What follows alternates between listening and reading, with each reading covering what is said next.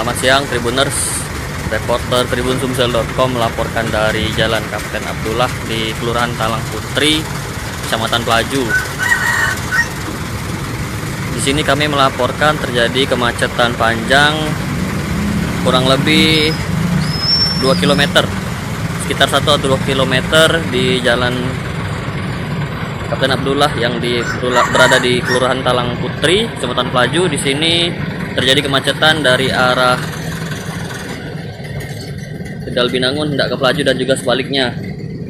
Macet ini disebabkan karena ada mobil truk yang bannya terperosok masuk ke dalam lubang bekas galian pipa. Itu truk yang kuning itu, mobil truk pembawa pupuk.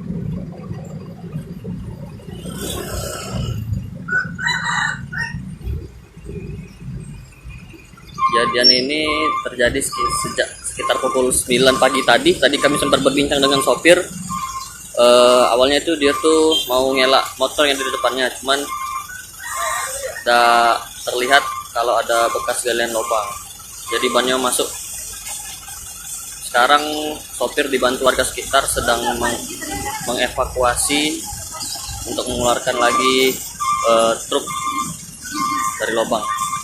Itu muatannya sudah dibongkar supaya proses evakuasi jadi lebih mudah, sehingga beban di dalam mobil truk lebih enteng.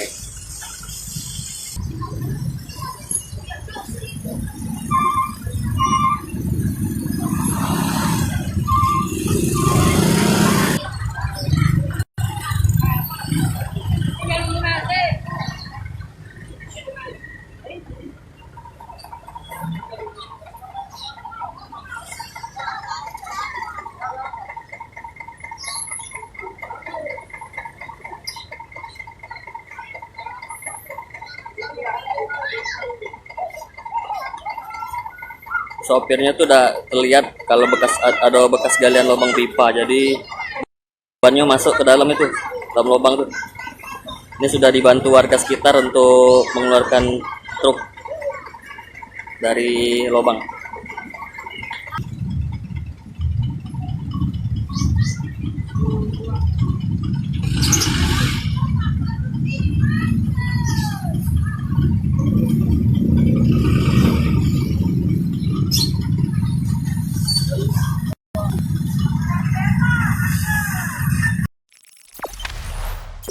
Jangan lupa subscribe, share, komen, dan like ya.